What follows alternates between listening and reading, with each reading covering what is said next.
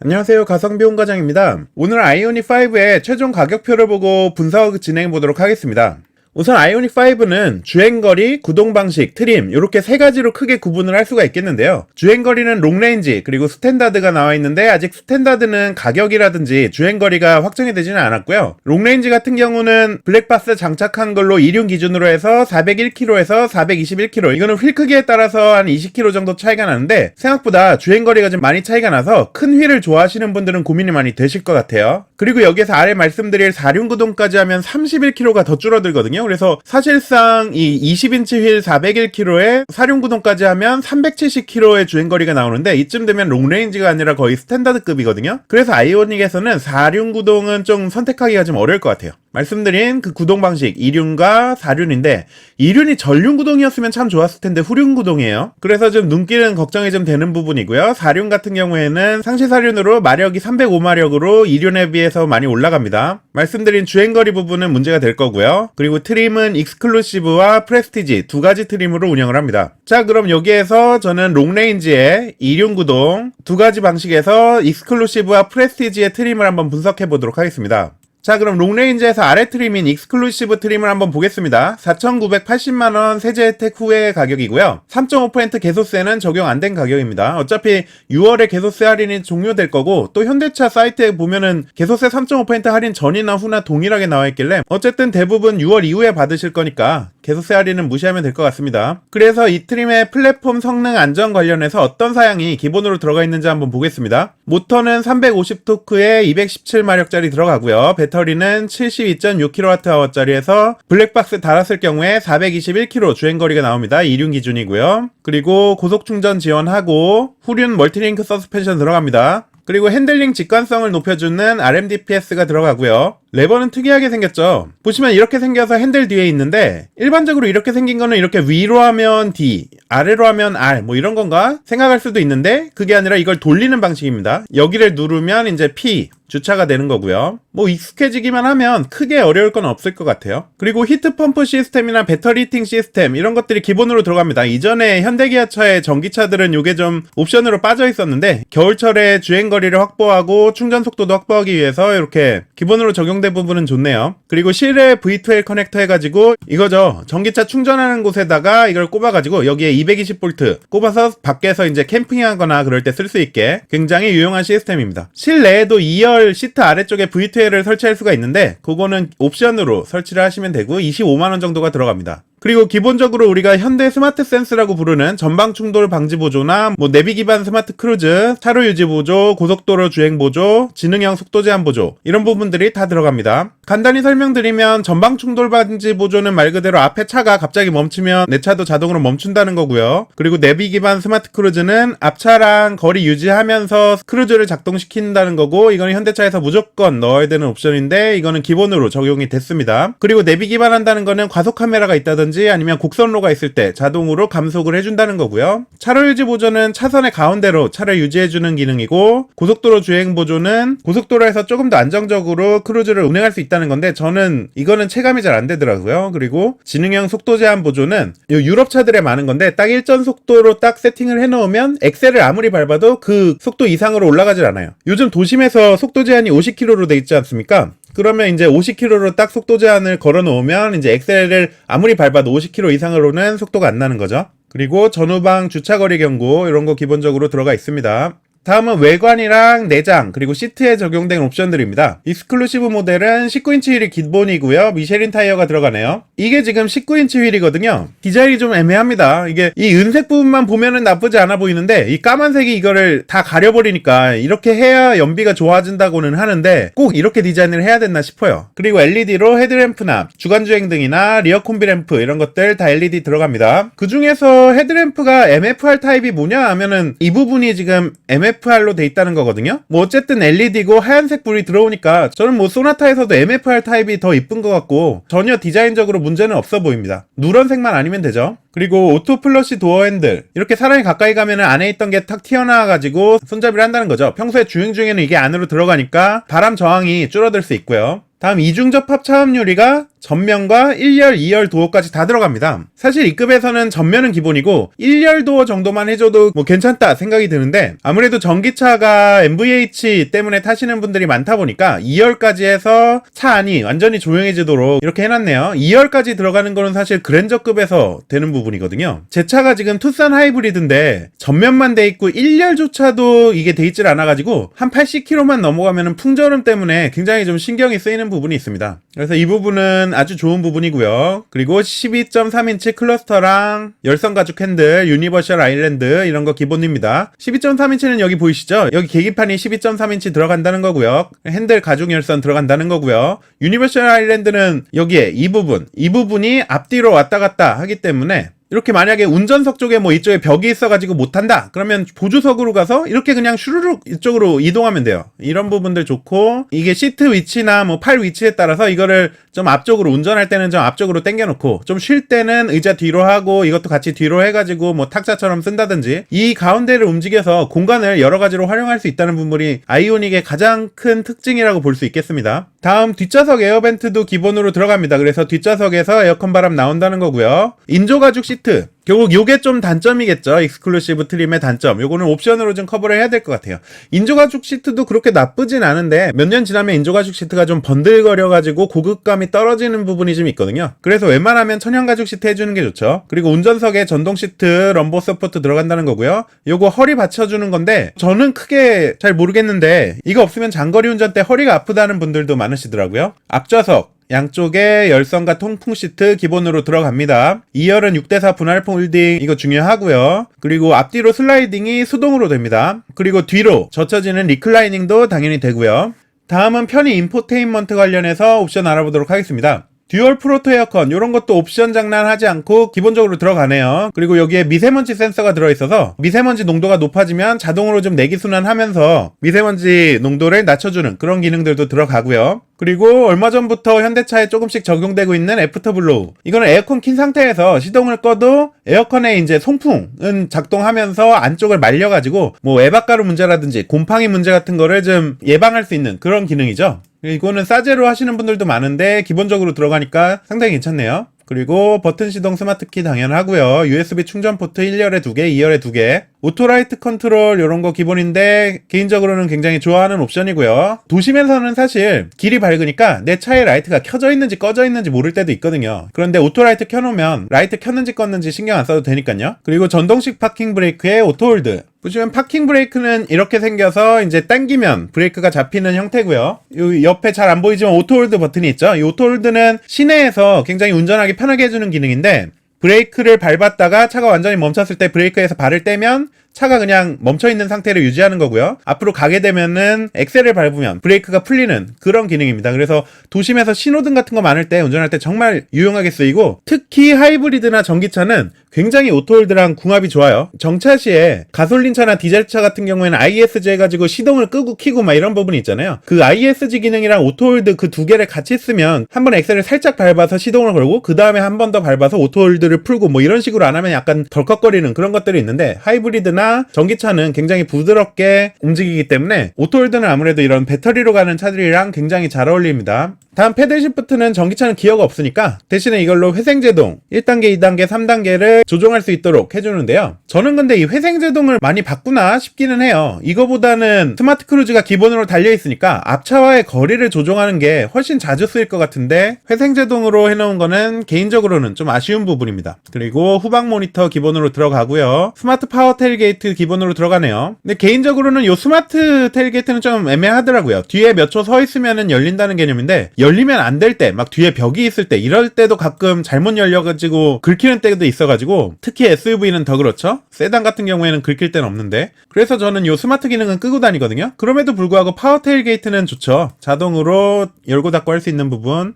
간지에서 차이가 많이 납니다. 그리고 전동식 충전도어는 이제 충전 구멍이 전동식이라는 거고 뭐 별건 아니죠. 12.3인치 내비게이션 들어가고요. 자, 이렇게 해서 기본 사양들은 다 보셨고 거기에서 옵션을 어떤 걸 선택할 수 있는지 한번 보겠습니다. 우선 빌트인 캠하고 보조 배터리예요. 주차 중 녹화가 가능하다는 거고 요거는 60만원입니다. 가격이 그렇게 비싸진 않아요. 보조 배터리가 들어있다는 것도 생각하면요. 그래서 저는 별 5개 중에 한 별 3개 정도 필요하신 분들 달면 된다. 60만원이 좀 비싸다, 그리고 나는 주차 중에 녹화 필요 없다 하신 분들은 그냥 싸제로 블랙박스 달면 될 것 같고요. 그리고 두 번째 옵션은 H트랙입니다.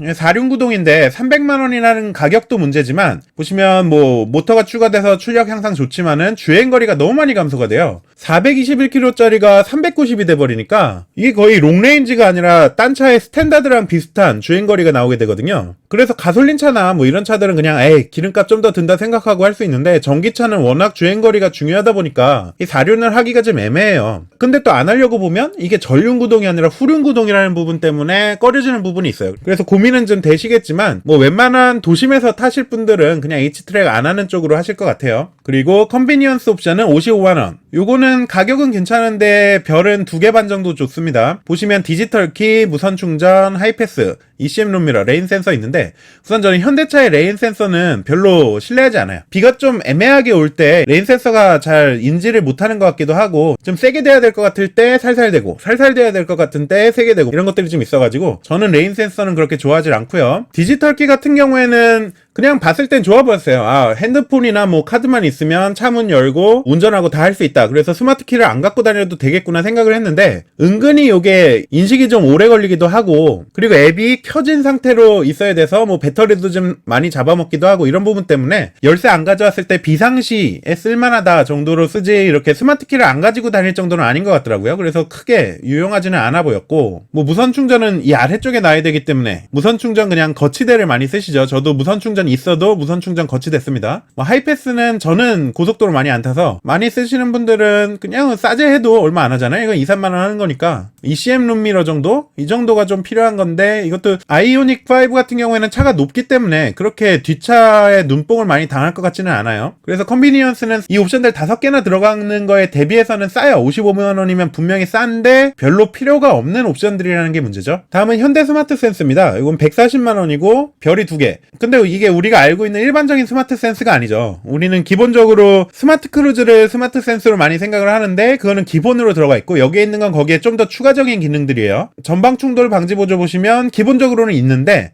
회피 조향 보조 기능이 들어간대요. 그래서 앞에 차가 있고 옆에는 차가 없으면 휙 차선을 바꿔가지고 피해간다는 거죠. 이게 잘 되면 좋긴 한데 과연 아직 신뢰성이 있을지는 잘 모르겠습니다. 그리고 후측방 충돌 방지 보조 이런 거 깜빡이 켜고 들어가려고 할 때 뒤쪽에 차가 있으면 알람도 울리고 뭐 핸들도 좀 다시 꺾어주고 뭐 이런 부분이죠. 그리고 안전하차 보조 이거 뒤에서 차고 있으면은 뒷문 안 열리는 거 아이들 뒤에 안 보고 그냥 문 열면 사고 날 수 있으니까요. 이런 거는 있으면 좋기는 합니다. 후방 교차 충돌 방지 보조 이런 거 좋죠. 이렇게 보시면 후진으로 뒤로 뺄 때 그럴 때 운전석에서 이쪽에 안 보일 수가 있잖아요. 옆차에 가려가지고 아니면 뭐 벽에 가리든지 그럴 때 여기서 이렇게 차가 온다 하면은 딱 멈춰주는 기능입니다. 저도 이거 한 2번 돼봤었는데 굉장히 안심이 되는 기능이었어요. 그리고 내비기만 스마트 크루즈도 기본적으로 돼 있는데 운전 스타일 연동 이런 거 아무짝에도 쓸데없는 거고 진출입로 포함 이거는 뭐 자동으로 진출입을 해준다는 게 아니라 그냥 진출입로에서 속도 줄여준다는 부분입니다. 고속도로 주행 보조 2 요거 뭐 자동으로 차선 변경 해준다는 건데 써본 사람들 리뷰 보면 아주 널널한 상황이 아니면은 잘 차선 변경이 안 되는 모양이에요. 근데 널널한 상황에는 내가 하지 뭐하러 시킵니까?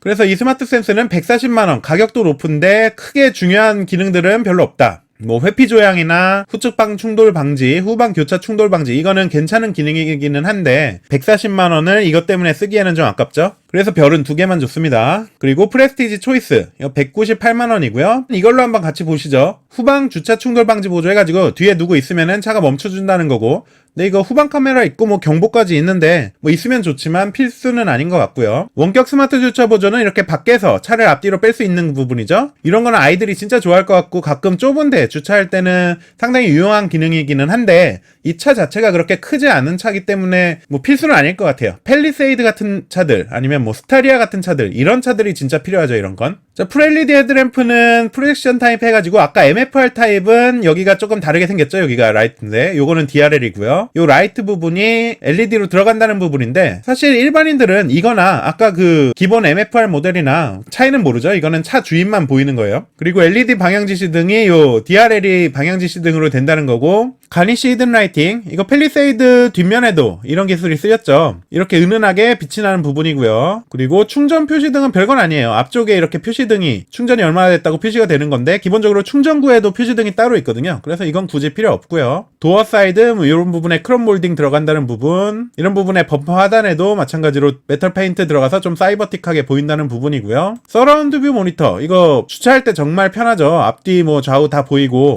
좁은 길 갈 때도 굉장히 편하고요. 근데 카메라가 왜곡이 있기도 하고, 그리고 아까 말씀드린 것처럼 이건 한 투싼 정도의 차거든요. 폭만 몇 센치 좀 더 넓고 투싼 정도의 차에서 서라운드 뷰 모니터 있으면 좋은데 없어도 크게 문제 없다, 이렇게 생각을 하고요. 그리고 후측방 모니터는 지금 홈페이지에 사진이 안 나와 있어가지고 이제 깜빡이 키면은 좌측 후방 또는 우측 후방 이런 데에 차가 있는지 없는지 계기판에다 보여주는 건데, 이건 간지는 나지만 크게 필요는 없더라고요. 사이드 미러를 보고 이것도 보고 이 두 가지를 다 보기가 쉽지가 않아서요. 게다가 깜빡이 켰을 때 바로 모니터가 들어오지도 않고 약간 뭐 0.5초 정도 딜레이가 있거든요. 그래서 이 부분은 크게 필요는 없을 것 같습니다. 뭐 결론적으로 프레스티지 초이스는 198만원인데 그 가격만큼의 성능은 못 발휘해준다. 만약에 펠리세이드에 이런 옵션이 들어간다 해가지고 198만원이면 저는 서라운드 뷰랑 원격 스마트 주차 보조 이 두 가지만 있어도 충분히 지불을 할 거예요. 다만 이 차는 아이오닉 5고 크기가 그렇게 큰 차가 아니라는 부분에서 별을 2개 반을 줬습니다. 자, 그럼 지금까지의 옵션들은 별로 이렇게 중요하거나 필수 옵션들이 아니었어요. 그럼 다음 옵션 좀 볼게요. 자, 컴포트 1입니다. 35만원이고요. 뭐 운전석 레그레스트, 의자 뒤로 하고 쉴 때 레그레스트 한다는 부분, 그리고 메모리 시트가 들어가고요. 릴렉션 컴포트 시트, 요건 뭐 별건 아니고요.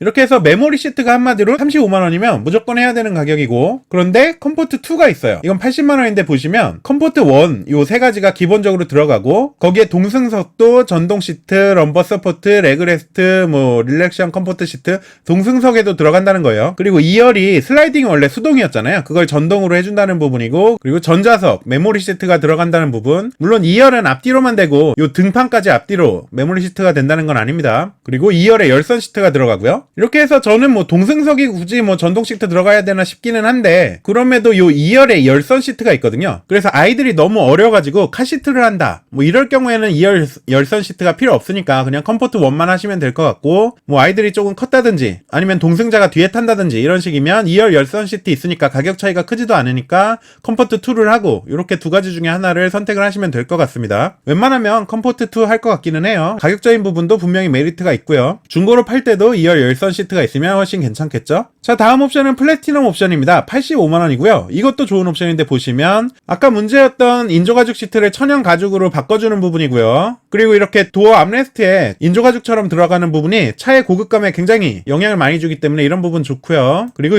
여기에 리얼 스티치, 마치 한 땀 한 땀 실을 꿰맨 것 같은 이런 부분도 고급감에 차이를 많이 줍니다. 도어 가니쉬에 이런 부분도 느낌 괜찮죠. 그리고 보스 스피커가 들어가요. 저는 그래서 이 가격표가 사전 계약 때는 가격이 없었기 때문에 플래티넘이 보스 스피커 때문에 비싸겠다, 한 150만원 하겠는데 생각을 했었는데 85만원 밖에 안 하니까 좀 놀랬어요. 뭐 보스 좀 싸구려 스피커가 들어가는지는 모르겠지만 그래도 기존 스피커보다는 좋으니까 옵션을 넣었을 텐데, 보통은 이 보스 스피커가 가격을 많이 올리는 주범인데 별로 올라가지 않았습니다. 무드램프 있으면 좋죠. 메탈 페달은 그냥 싸제로 해도 되긴 하는데 뭐 해주면 좋죠. 메탈 도어 스커프 이런 것도 있으면 고급감이 약간 올라가고요. 이렇게 좋은 옵션들을 다 해서 85만원 밖에 안 하거든요. 사실 가죽 시트랑 도어 암레스트 요 정도만 해줘도 저는 85만원 지불할 생각이 있는데, 나머지 것들까지 다 넣어주는데도 85만원, 이거는 무조건 해야 된다고 봅니다. 자, 이렇게 해서 익스클루시브 트림의 결론입니다. 롱레인지 익스클루시브에 컴포트 2 80만원짜리, 그리고 플래티넘 85만원짜리, 이렇게 해서 보조금 1200만원 서울 기준으로 받는다 치면 3945만원이 나오거든요. 이 가격이 가장 가성비가 좋고 또 많이 선택하시는 가격이 될 것 같아요. 여기에 전기차 취등록세 약 145만원 정도 할인을 반영하면 3,800만원 정도, 가솔린 차에 3,800만원 정도 되는 차를 사는 것과 동일한 비용이 나옵니다. 이 정도 되면 투싼 하이브리드 인스퍼레이션이 뭐 한 3,400, 3,500 이런데 별 차이도 없거든요. 굉장히 이제 전기차가 대중화됐다라는 부분이 느껴지는 부분이에요. 이 정도 가격이면 진짜 기존의 코나 전기차 같은 거 사신 분들은 좀 화가 날 정도의 가격이거든요. 그래서 이 정도 옵션을 선택하시는 분들이 가장 많을 거다, 이렇게 생각이 되고요. 다음은 롱레인지의 프레스티지 트림, 위에 트림을 좀 볼게요. 이거를 방금 봤었던 익스클루시브 기본 옵션 대비해서 추가로 어떤 것들이 들어가는지 확인해 보도록 하겠습니다. 자, 기본적으로 익스클루시브에서 플래티넘 옵션, 스마트 센스, 컨비니언스가 기본으로 박혀 가고요. 아까 말씀드린 것처럼 플래티넘은 굉장히 좋은 옵션들이었는데 스마트 센스라든지 컨비니언스는 뭐 있으면 나쁠 것도 없지만 필수 옵션은 아니긴 했어요. 풀 LED 헤드램프라든지 가니쉬 히든 라이팅, 충전 표시 등, 뭐 LED 방향 지시 등, 이게 외장 고급화 이런 부분들, 아까 198만원짜리 프레스티지 초이스에 들어가 있던 일부 기능들이죠. 이런 것들이 들어가고, 그리고 휠이 19인치에서 20인치로 바뀝니다. 이 디자인의 휠인데 19인치 휠에 비해서는 훨씬 이쁘다고 생각이 드는데, 문제는 말씀드린 것처럼 주행거리가 421km에서 401km로 20km나 줄어든다는 부분, 5%가 줄어들죠. 이 부분은 좀 큰 것 같아요. 그럼에도 휠 큰 거 좋아하시는 분들이 워낙 많고 저도 굉장히 좋아하기 때문에 고민은 좀 많이 되실 것 같습니다. 미쉐린 타이어 기본으로 들어가고, 운전석에 메모리 시트 들어가고요. 뭐 결국 컴포트 1이 다 들어가네요. 그리고 동승석에도 마찬가지로 컴포트 2에 들어가 있던 것들 들어가고요. 무드램프, ECM 룸미러, 뭐 메탈 스커프, 이런 거는 다 저 컨비니언스나 플래티넘에 들어가 있던 부분들이죠. 요거는 저 위쪽에 써놨으니까 지우고. 그리고 중요한 차이가 헤드업 디스플레이. 이런 식으로 헤드업 디스플레이가 대형으로 들어가서 증강현실이라고 하는데 이쪽에서 좌회전하라 이런 거를 이렇게 표시를 해준다는 거거든요. 근데 제네시스부터 이게 적용이 됐는데 그렇게 좋은 평은 못 받고 있기 때문에 요 증강현실은 뭐 별거 아니다 하더라도 요 헤드업 디스플레이가 들어간다는 부분은 굉장히 좋은 부분입니다. 그리고 러기지 네트, 러기지 스크린, 이거 트렁크에 그물망이나 뭐 이런 거 준다는 거죠. 중요한 건 아니고, 이렇게 해서 결론적으로는 20인치 휠 그리고 헤드업 디스플레이, 이 두 가지가 가장 큰 차이라고 보실 수 있겠습니다. 자, 그럼 프레스티지 트림에서 선택할 수 있는 옵션을 한번 볼게요. 빌트인 캠 동일하고 60만원, H트랙 동일하고요. 더 문제가 주행거리가 31km 감소되면 이게 20인치일 때 벌써 401km로 주행거리가 줄었잖아요.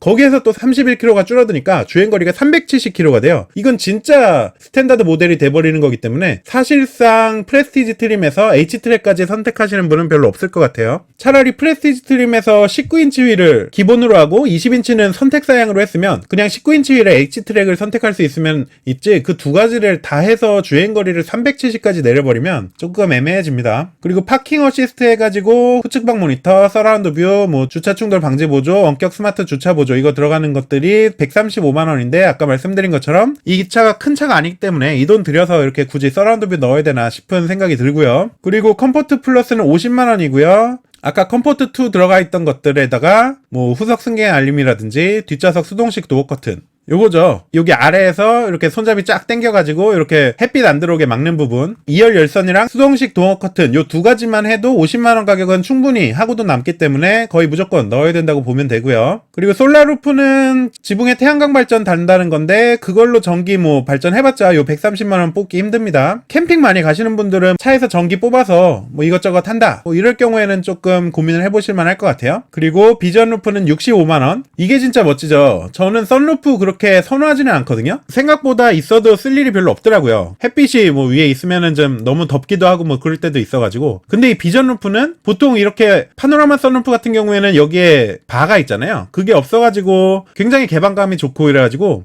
이런 거 하나 있으면 좋기는 하겠다 생각이 드는데 가격은 65만원. 이게 창문이 안 열리다 보니까 뭐 그런 부분에서 가격이 좀 많이 다운됐나봐요. 물론 이쪽에 전동으로 롤 블라인드 있어가지고 뭐 딱 버튼 누르면은 닫아지기는 하고요. 그래서 저는 비전 루프는 많이 하실 것 같아요. 이거는 뭐 선호하시면 하시는 거고, 디지털 사이드 미러는 아시겠지만 디자인이 별로 안 예쁘기도 하고 해서 굳이 여기서는 130만원 주고 할 필요는 없을 것 같습니다. 자, 이렇게 해서 프레스티지 트림의 결론입니다. 보시면 프레스티지 5,455만원에 컴포트 플러스 50만원, 열선 때문에요. 그리고 보조금은 1,200만원 빼면 4,305만원. 여기에서 취등록세 또 할인되는 거 반영하면 사실상 4,160만원짜리 가솔린 차량 동일한 차를 산다고 보시면 되는 거죠. 여기에서 빌트인 캠이나 뭐 비전 루프 같은 거 취향에 따라 선택을 하시면 될 거고요. 저는 웬만하면 여기로 온다 하면 비전 루프를 달 것 같아요. 익스클루시브 대비해서 좋아지는 것들 중에 가장 좋은 게 이 비전 루프를 선택할 수 있는 부분이랄까? 이런 느낌입니다. 역시 20인치 휠이 기본으로 적용되기 때문에 주행거리가 짧아지는 부분은 굉장히 아쉬운 부분이에요. 그래서 긴 주행거리가 필요하신 분들은 3,800만원짜리 그 익스클루시브 사시면 되고, 주행거리가 그렇게 중요하지 않고 휠이나 아니면 헤드업 디스플레이 그리고 비전 루프 이런 게 중요하면은 약 4,200만원 정도 되는 프레스티지 트림을 선택하시면 될 것 같습니다. 가격은 400만원 정도 차이니까 그 두 가지 중에 자기한테 맞는 거를 선택하신다고 생각하시면 될 것 같아요.